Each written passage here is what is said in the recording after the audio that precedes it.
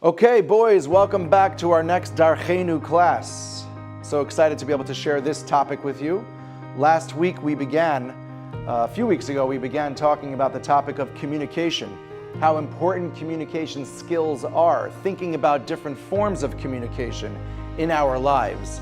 Can anybody think and remember what was the idea that we brought out as far as communication is concerned last time we met? Yeah. Describing something? So sometimes you can use words to describe something. There was a certain activity that we used to try to bring out the idea, yeah. You try to use one type of communication that's harder. So only one type of communication, like just speaking and not using something else, sometimes can be harder to convey that message, to communicate. Anybody remember something else that we did? Motions, language. Hand motions and language. What else? Drawing. Drawing, because what was the exercise that we did?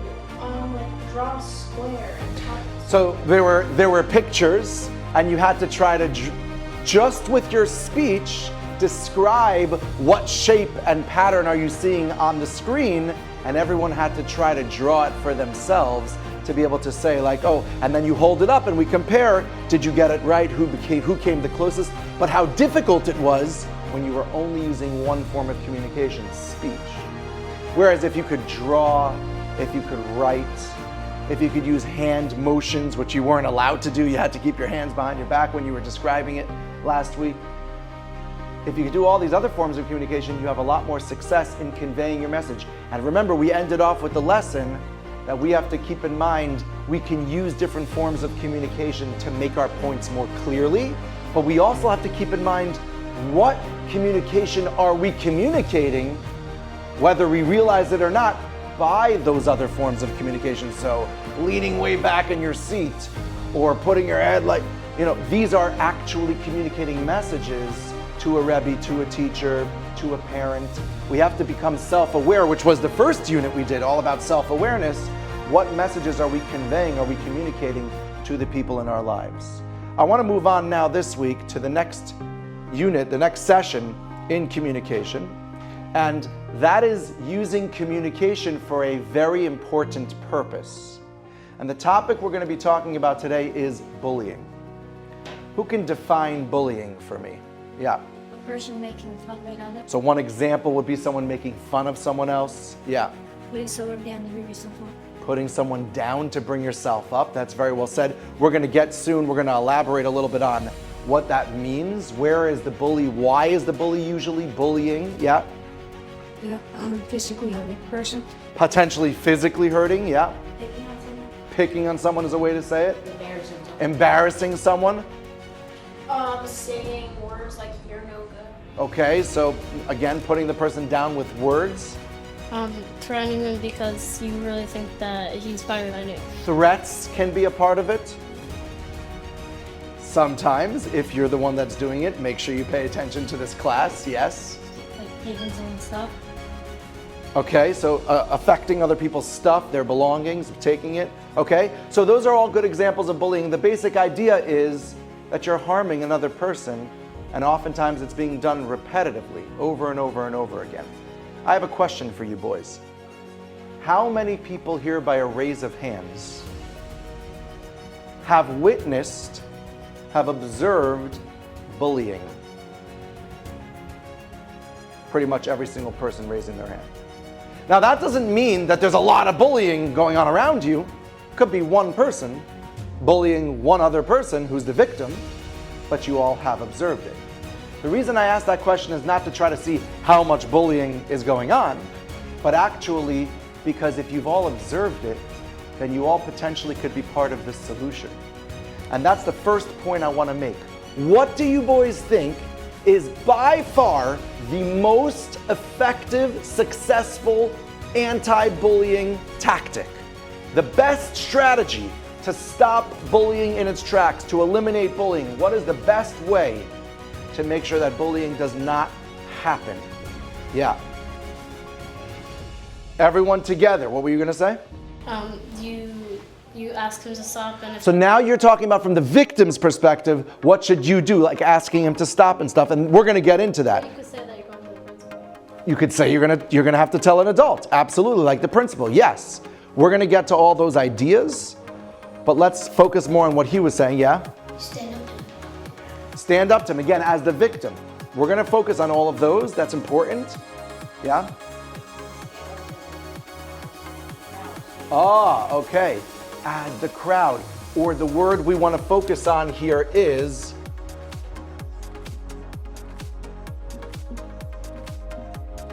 bystander. This is a word that we use when it comes to bullying that is absolutely critical.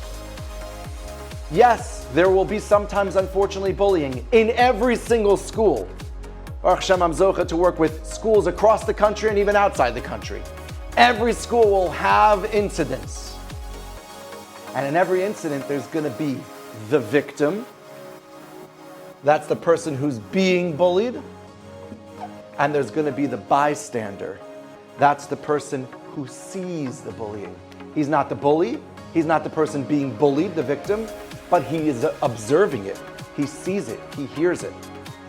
And the bystander, especially if it's a group of people, have the greatest koach, the greatest strength to influence the environment of the class.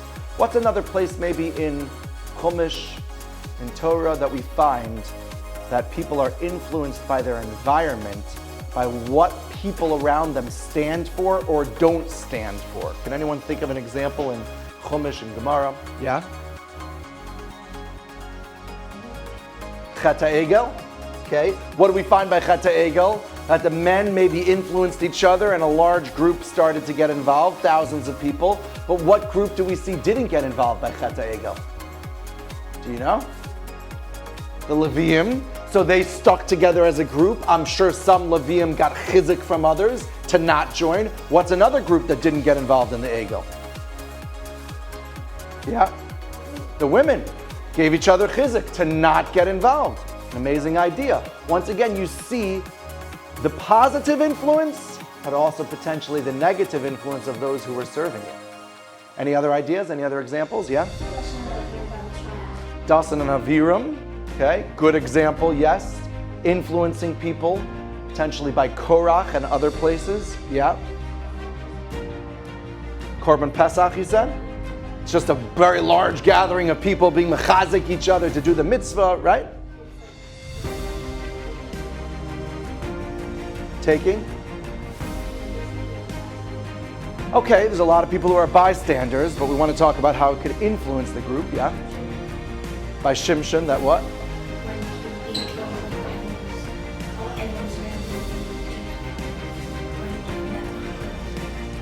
And what? So that was a moment of influence. Shimshon knocking it down, killing all those enemies was a moment of influence for Klal Yisrael, of Hisoris maybe. Yes, but we want to talk about more in a group form. Yeah. Just receiving the Torah, Matan Torah, was a tremendous thing. All the people came together. They were matar themselves. They stood as a group. Ki'ish echad, b'lev echad, ba'achtus. The group has tremendous koach to influence for the good and chas v'shalom for the opposite too. And we have to be aware of that, which means the greatest single most impactful, effective anti-bullying campaign strategy is that the class doesn't stand for bullying and makes it known. That the grade or the school doesn't stand for bullying and makes it known, meaning the boys, the students. Yeah, the principal could say things, it helps. The mashgiach, the counselor could say things, it helps. The rebbeim and teachers can say things, the parents can get involved, it all helps, it's all great. But the most powerful is if the students themselves say no. What does that mean?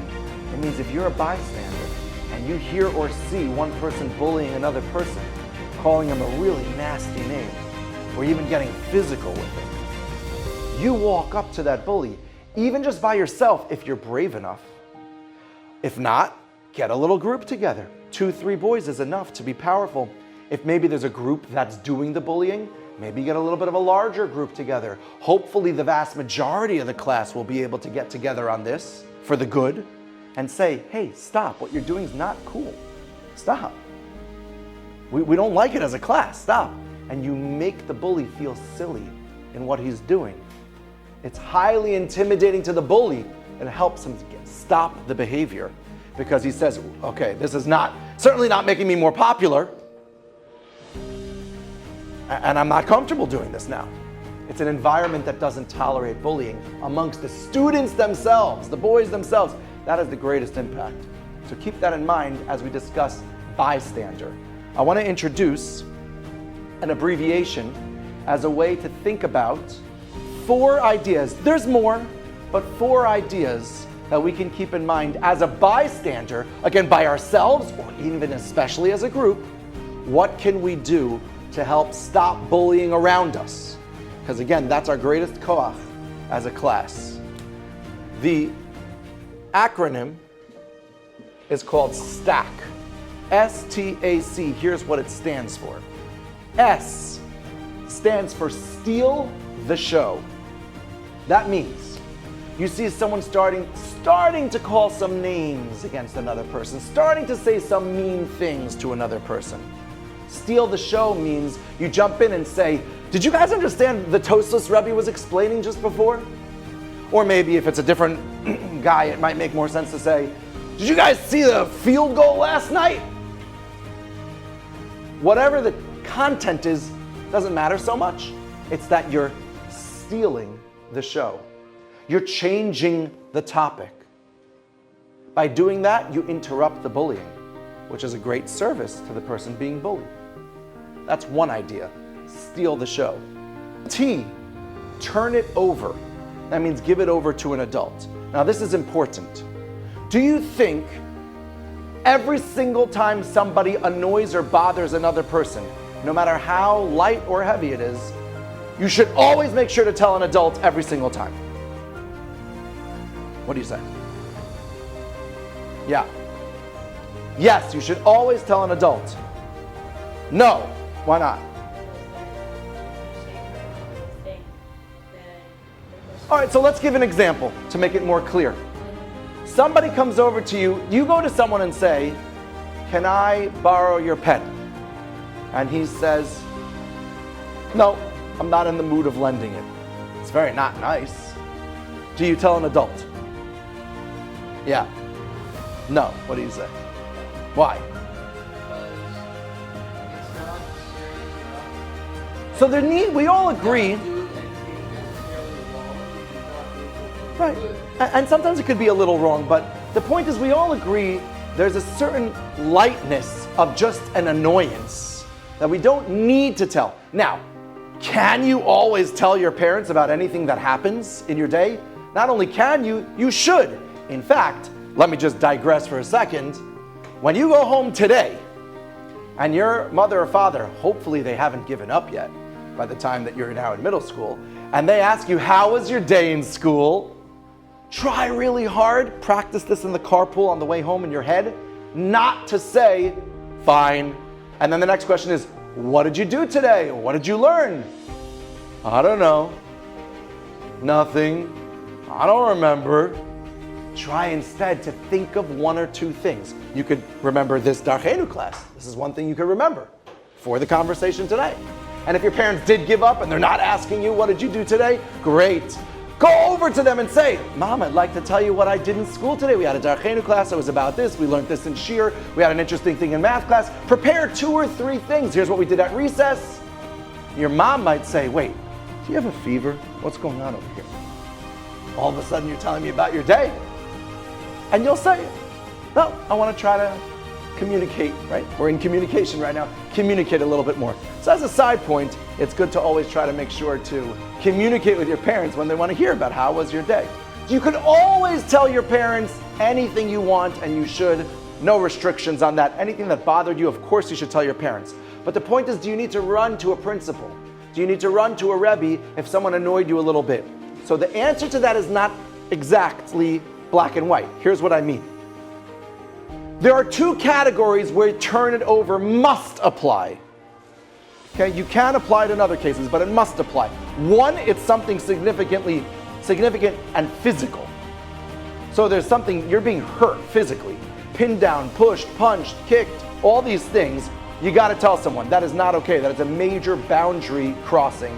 You got to tell someone right away. That's one case. Another case would be an extremely nasty comment, really making fun of you, calling you a terrible name, saying inappropriate stuff, all that stuff. You got to give it over to someone. You got to tell an adult, Rebbe, principal, mashgiach, counselor, parents.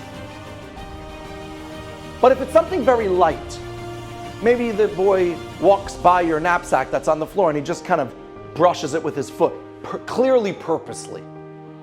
Maybe he calls you like a little play on your last name a little bit, and it doesn't really bother you so much, but it's a little annoying, and you ask him to stop. So maybe wait to see if he stops. You don't necessarily have to tell an adult, but there's another category where you do have to turn it over. Even if it's light, if it happens again and again and again, and you try to ask him to stop, and again, and it's relentless, then even light things can start to hurt a lot. It's actually true. If you punch someone in their arm lightly, but you keep doing it a long time, it starts to actually potentially make a black and blue mark even, because it's relentless. Same thing with words. Even if the words are relatively light, if it's consistent and repetitive and it's for a long time, a number of days in a row, and it's not stopping, you got to tell someone, because that could really hurt a person. Just like one time if it's something strong and physical or particularly nasty verbally. Okay? So that's turn it over. You have a question? But also if you say, go to Rabbi Schwartz or the principal every single time there's a little thing, then they're not going to let you come back every single time. Okay, sometimes if you overload the principal and you're coming to them every day, they feel like, okay, one second, we need to create some amount of resilience, some amount of separation in time. How often? Again, if it's big things and it's happening every day for some reason, you got to go. But hopefully those things are going to be taken care of right away with the parents involved and everyone involved. Yeah, good point. Okay, yeah, last question for now. Sometimes the bully doesn't stop even when the parents and the principal gets Yes, we're going to talk about that. Excellent question. Sometimes these things are not enough. We're going to get there. But to finish off what a bystander can do, what's S? Steal the show. What's T? Turn it over. A is accompany others.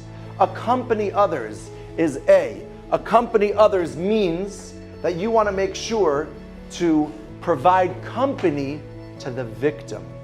What's the feeling that a victim of bullying generally feels right when he's being bullied and right after he gets being bullied? What feeling is the victim usually feeling? Yeah? No one cares about me. I'm all... You might feel some rage and anger, but also I'm what? Awkward and like a nobody. Alone. I'm all alone. No one's there for me. So what could you do as a bystander? You can go up to that victim and say, after it's let's say it just finished and now you noticed it. You go up to him and you say, hey, don't listen to him. He's being silly, don't listen to him. What he's saying does not make sense at all. And by the way, at recess today, we're putting a game together. Come join us. I'm having some guys over to study and come over. Invite, including him.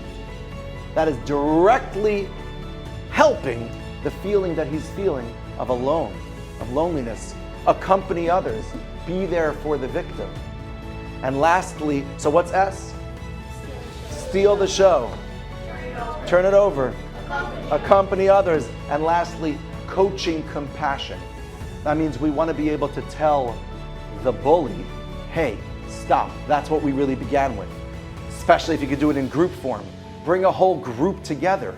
Approach the bully. Tell the bully in group form, hey, what you're doing is not cool. It's not okay. We don't like it. It's destroying our class. Stop. And you walk away.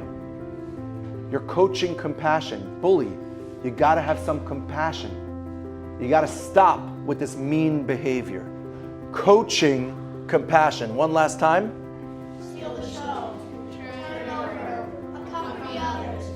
Coaching compassion. Coaching compassion, that's right. So we want to remember these 4 tactics as a bystander. There are more things that you can do as well. And now we're going to also talk about what to do if you're the victim of bullying. Before we get there, you had a question?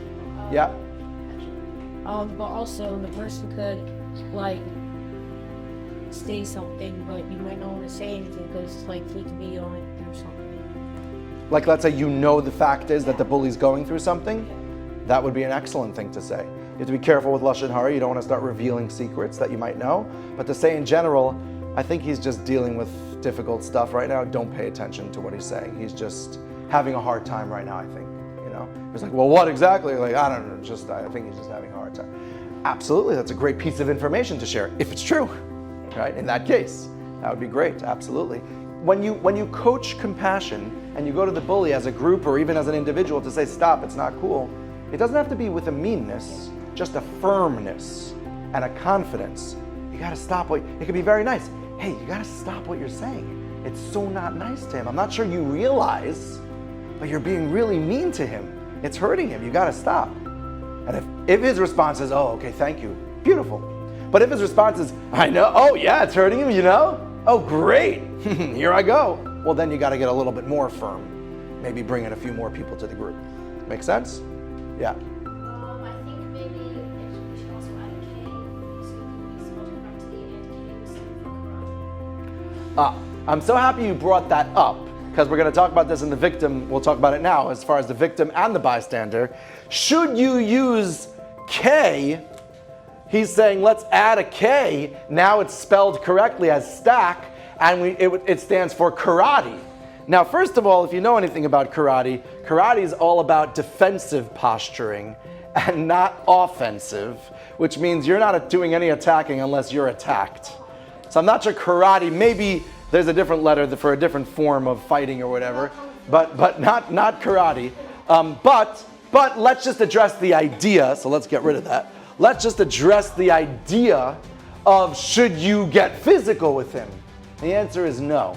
We'll elaborate on that a little bit when we get to the victim. Should the victim get physical or not? But the answer is generally no, but we'll get to that soon. Yeah. But if you're coaching compassion, sometimes you might get pulled back. Yes, there is a risk. That's excellent that you brought that up. As a bystander, why would a bystander not want to get involved? Because, one second, Baruch Hashem, I'm not getting bullied. I feel bad for him that he is, but I'm not. I don't want to get involved. If I get involved, he'd start bullying me. So first of all, if you're in a group, that should be less of a concern. Because if 12 people out of 20 in the class go up to this person and say, stop, much less of a concern. Second of all, even if you're by yourself, you're right, there's a risk, and we wouldn't blame someone for not getting involved. But if you have the courage to say something, you'll have, hopefully, the environment, others who will be the bystander for you if necessary. Right? That's why we're talking about creating this environment in the classroom and in the grade of not tolerating bullying. Does that make sense? That's a great point, yeah. Sometimes it happens in private and there are no bystanders and this wouldn't apply. The victim can potentially tell other people, hey, could you look out for this? Could you help me out? But yeah, we have to deal with each situation in and of itself. In many, many cases, there's going to be some bystanders. Not every case, it's true. We're going to talk in a minute about what should the victim of bullying do to help himself. That's going to be the next part of the class. Yeah. If someone's like bullying you and you're right at home from school and no one sees and he's doing it physically, shouldn't you like defend yourself? Yes, we're going to get to that. That's all within the victim side of things, okay? So this, we just wanted to talk about if you're the bystander. Now let's transition over a lot of your questions on what if you're the victim? Maybe there are no bystanders, maybe there are bystanders, but they're not coming to help. So the bullying has happened and you're the victim of it. What can you do to help yourself? So, 2 options that I want to share with you today. Number 1, think to yourself, does this person who's bullying me seem like a person I may be able to talk to ask him to stop? If the answer is definitely not, which sometimes happens, then we'll have to move on to option 2 that I'm going to give you in a minute. But if the answer is yes, I think I might be able to tell him to stop, I think it might work, then here's what you want to do. You want to tell him to stop, but we want to start with a concept called an I statement. An I statement means that you focus on your feelings, not his actions. Let me give you an example. I walk up to the bully and I say, "You are being so mean by calling me that name. You've now invited a fight." "No, I'm not. You deserve it. It's not so mean." As opposed to, "It's hurting my feelings deeply when you call me that name. Stop." Or if you don't want to make yourself so vulnerable and so emotional, you could just simply say, "I really don't like it when you call me that name. Please stop now." Firm, short, focusing on "I don't like it. I don't like it." What's he gonna say? "That's not true, you do like it." There's nothing to argue about. If you focus on his actions, what you're doing, you're a Russia, you're not supposed to do, don't you realize? He could just start arguing. "No, it's because of this, you're wrong, I am allowed." But if you just say, "I don't like what you're doing," you want to add in, "It's really bothering me," or not, "I don't like what you're doing. I need you to stop now, please." That's, one second, I'll take questions in a minute. That's the statement, the I statement. And then there are two conditions to make this work. One, you want to be in private. I'll explain what that means in a minute. And there's a second condition of walk away.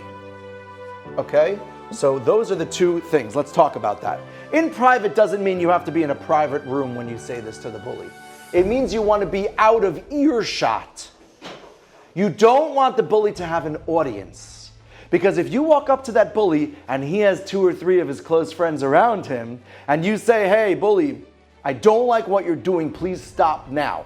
When you call me that name, I don't like it, stop. When you kick my knapsack, I don't like it, stop, please, now." Clear, short, to the point. If he has 2 or 3 friends around him, he's gonna feel like, "I gotta put on a show. I gotta save face," we call it. "I gotta save my reputation." So he's gonna wanna say to the victim, "Oh yeah?" And then like call you the name right there. And then the 2 friends laugh. You know, sometimes when somebody makes a joke in a class, the whole class laughs and like the kid feels really good. But sometimes imagine if I was the kid.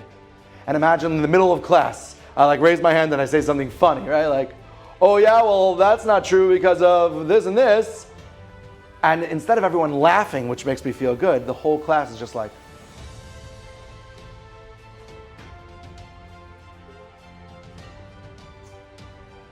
totally awkward silence. The person feels really silly with what he did. He probably won't do it again. So the point is, if the bully feels like he's gonna get a laugh from an audience, a reaction, you're probably gonna lose in trying to get him to stop by telling him to stop. What you wanna do is when you're 10 feet away from other people, on one side of the room from the other side of the room, that's when you quietly walk up to him. "I really don't like it when you call me that name, when you do that thing. Please stop now. I don't like it." And then the second condition, so there's no audience. Second condition, walk away. Don't do this. "Hey, bully, I really don't like when you call me that name. Please stop now." What's your response? How would you like to reply? No. This is not a discussion. This is not a debate. "I don't like it. I need you to stop. I really don't like what you're doing when you call me that name. Please stop now." Walk away. Walk away. He might scream after you, "Yeah, but..." You just shrug your shoulders and walk away. Okay? So that's the first technique. If you think you can speak to him, go ahead and try it. If it works, great. If it doesn't work, we'll move on to option 2, which is going to be a whole different approach than speaking to him. It's going to be, how do you react when you are being bullied? What's your reaction going to be? And that's going to have a specific idea to it. But before we move on to that, yeah? But also like have confidence and like go in and like be nice to him, because when you're nice sometimes they end up like they go stop. Interesting. Sometimes just being a little extra nice to the bully makes him feel like a little more silly that he's being so mean to you. Like say to him, "Okay, I don't like when you call me those stuff, but if it makes you feel better, then go ahead and do it." Okay, that's going to get into the reaction. What kind of reaction should you have? And it's very much along the lines of what you're saying. That's excellent. You don't tell me you don't like it, walk away, shoot, I don't care. Next day, you Yeah. So then speaking didn't work. And we have to move on to the next idea, right? This is option number 1. This is option number 2. If you think option number 1's not going to work, move straight on to option number 2. If you think it might work, try it. If it works, great. If not, move on to option 2. Let's talk about option 2 for a second. Quick question, yeah? You tell me, you tell you, I go to tell other people what I say. I'm like, and Yeah, he could bully you more with the speaking. You're absolutely right. He could say, guys, come over here. You know what he just said? He said I should stop. Ha ha ha. he tells me, oh, you went to get me. I don't think that is. Yep. And in those cases, we're going to explore option 2. But of course, if nothing's working, at some point, no matter what level of severity it is, like we said before, especially if it's repeating, and if it's severe right away, you got to do turn it over. Give it to the adult, right? One more review. Steal the show. Steal the spotlight, yeah. Turn it over. Accompany others. Compassion, coaching, compassion. Good. Okay, so 1 second. Let's just get through this and then I'll take your question. Now we're up to the point of we tried all that, it's not working. What should your reaction be when the bully bullies you? This is really important. The way to answer that question is, what is the reason many bullies bully? Why are they bullying? We kind of touched on this at the very beginning of the class. In the back, yeah? To get attention. Like he's facing something like. Something difficult? Yeah, and he's like. Yeah. He just doesn't like the person, sure. Because what? To get more popular, to get attention, yeah.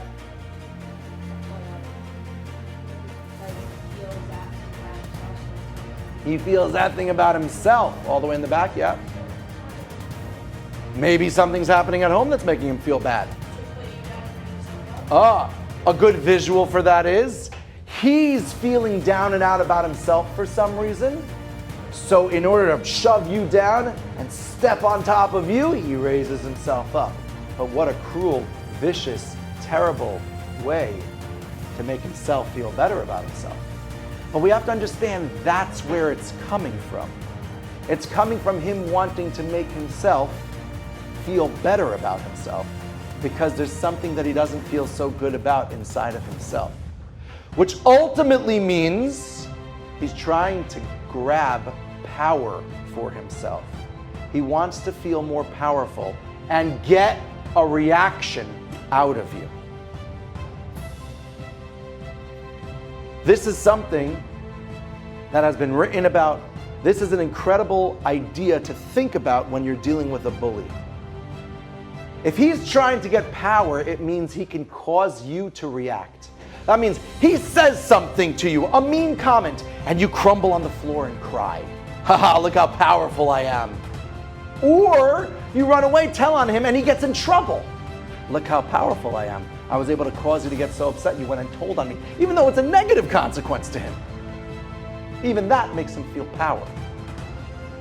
So we have to think to ourselves, how do we deflate that power? How do we make it that that power just doesn't feel like he's getting that power anymore? What tactic can we take? Ignoring is a good idea, but let's define two different types of ignoring. One type of ignoring is, he calls me a name and I go like this. Do you guys hear anyone talking to me right now? I don't hear anyone. Is there someone even over there? Like silent treatment. That is a reaction. Even though you're not saying anything to him. But that's a clear reaction of, I'm very bothered by what you're doing. Look at what you're, right? The right type of ignoring, the word I like to use is more called indifference. I'm indifferent. I don't care. I don't care what you say. It makes no difference to me. Indifference. Then he feels like, oh my gosh, I'm not getting a reaction from the victim. That is something that's powerful in terms of taking away his feeling of power. So what would that look like? He calls me a name and I just kind of shrug my shoulders. Okay, whatever you say, and walk away. Like, who cares? Let me give you a mushal. Just put your hands down, we'll get to questions in a minute. Let me give you a mushal, a visual to help you with this. Because sometimes it's really gonna hurt. How do you pretend like it's not bothering you? So sometimes, I want you all to close your eyes for a second and imagine the face of a baby. Close your eyes. It could be a younger brother or sister. It could be a niece or nephew. It can be a baby that you saw on the outside of a diaper box. It doesn't matter. You can make up the baby face, but like a little 6-month-old baby's head. Okay? Picture that head in your mind. Okay, open your eyes. Now, imagine there's a person bullying, I'm not going to say you, because chas v'shalom, but there's a person bullying someone. What I would tell that person is, oh, he's bullying you? Say it's a middle schooler bullying another middle schooler. Imagine that baby head being swapped out on top of the shoulders of the middle school boy's body. And now it's a middle school boy's body with a baby's head on top. Pretty weird visual. Why would I tell you to imagine that? Because think about the following case. I go to my friend's house and he's like, you gotta see my baby. You gotta come see the baby. It's so cute, come see the baby. I say, fine, I come. And I take a look at the baby and it's a very cute baby. So I look at the baby and the baby looks up at me. It's like 1 year old, not talking any English yet. And looks up at me and says, you're ugly. And I'm like, what? What is it? And the father's like, his first words! He's talking so early, he's a genius! What would my feelings be? Would I be like, oh, called me ugly? Or would I be like, wait, let me take out my camera and video this. Maybe we can get him to say it again because it's just a baby. The words mean nothing. That's the visual. Somebody's calling you names. You imagine the baby's head on his body and that's doing the talking. It means nothing to me. It doesn't bother me. It gives me a little chuckle even. It doesn't bother me. Now again, it's not really that case. It really is someone your age, so it does hurt. I get it. But if you can even act indifferent, like it doesn't bother you, you know what starts to happen? The bully starts to get more intense and more extreme with the bullying. Because he's losing grip with his power. You're not reacting, you're not caring. Every time he says it, you're just like, okay. Sometimes people like to say, okay, thank you, I guess, and you walk away.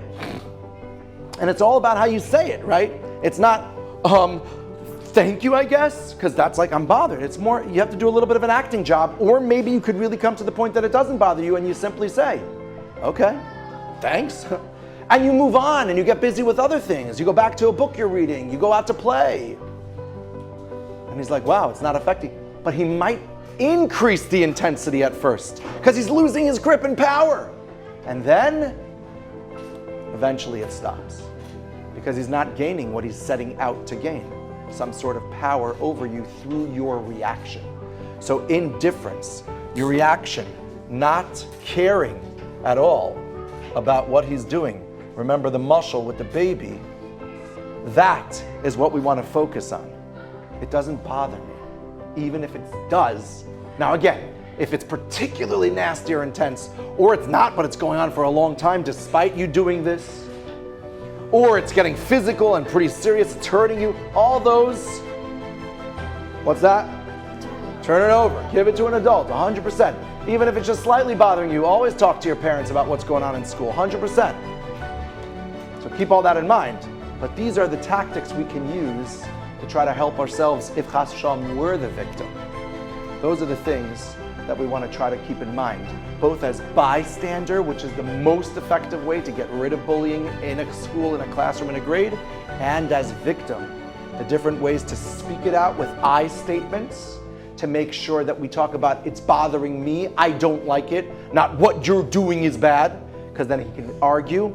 And private just means no audience, no crowd around, nobody around, right? That's all private means, so that there's no audience for him to get laughter from. And you walk away when you say that quick I statement. Doesn't matter if he's screaming after you, just drop the seed, plant the seed, and then move on. And finally, if the speaking doesn't work, the indifference, whatever, doesn't bother me. And you walk away and keep that up for a few days, hopefully it ends. If it doesn't, You always got to bring adults into it. Hopefully your friends will come and help you. One last time.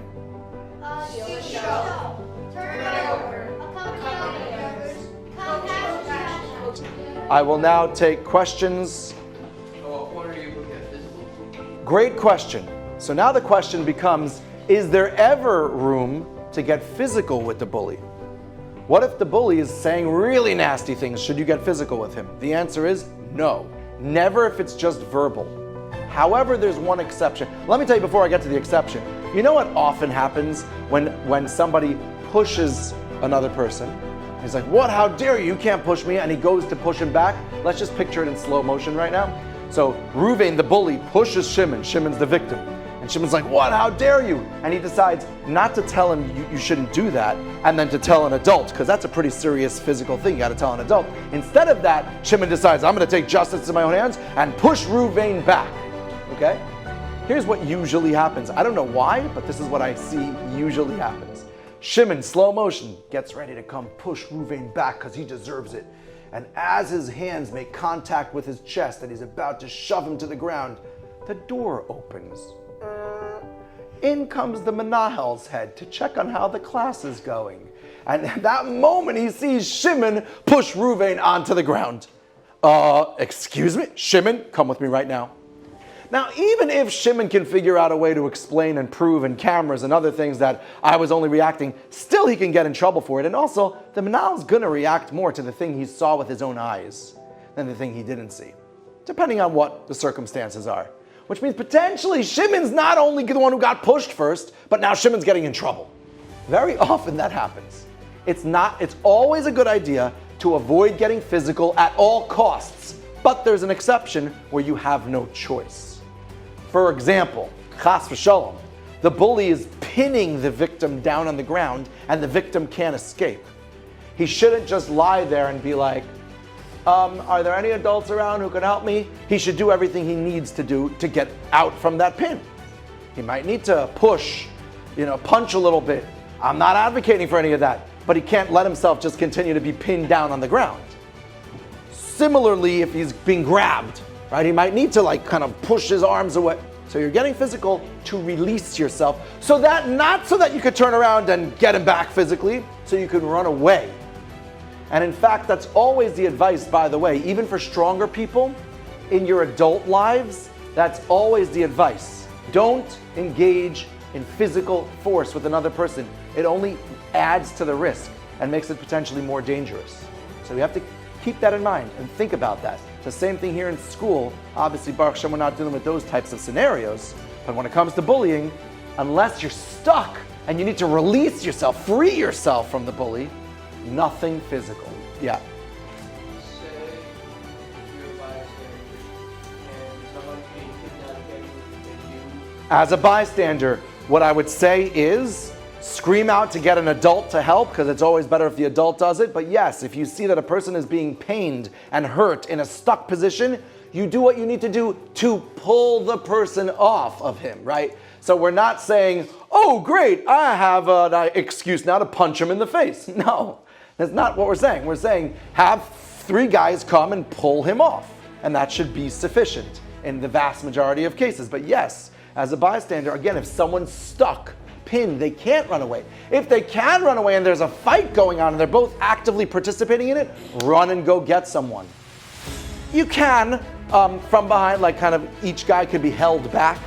You sometimes see that at sporting events, sometimes where they seemingly, like in baseball, aren't really going to fight, but they're making a point, like hold me back type of thing. It's funny sometimes, it looks to me like that a little bit sometimes. But either way, yes, trying to stop people from engaging in physical fights can be a case where you can get a slightly physical. We're talking about just holding someone back, but we're not talking about really trying to fight physically with another person. Great question. That's how I would deal with, generally speaking, nothing physical, and the rare exception where it could be a little bit physical. Excellent. Okay, so these are the ideas that I wanted to share with you in regards to bullying. It's a really important topic. This is just the beginning of the conversation. We're just opening up the discussion right now. We touched on this a little bit back in 6th grade, if you remember. We're really getting more heavily into it here in 7th grade. This is all about what we want to try to learn about in these Darkeinu classes. Obviously, if any of you have questions about specific circumstances relating to bullying or anything, you know you can find me in my office, you can make an appointment with me, we can talk, you can catch me in the hallway, we can talk. You have your wonderful Rebbe here as well, who heard the whole class together with us, and he can be involved and help you. You have the Menahel, and of course you have your parents. And Mirz Hashem, we won't even have to use these tactics because we won't have the bullying altogether, but just in case we do, we have these ideas. And Mirz Hashem, we should only have Menuchas HaNefesh and Siyata Dishmaya. Thank you boys so much. Enjoy your recess.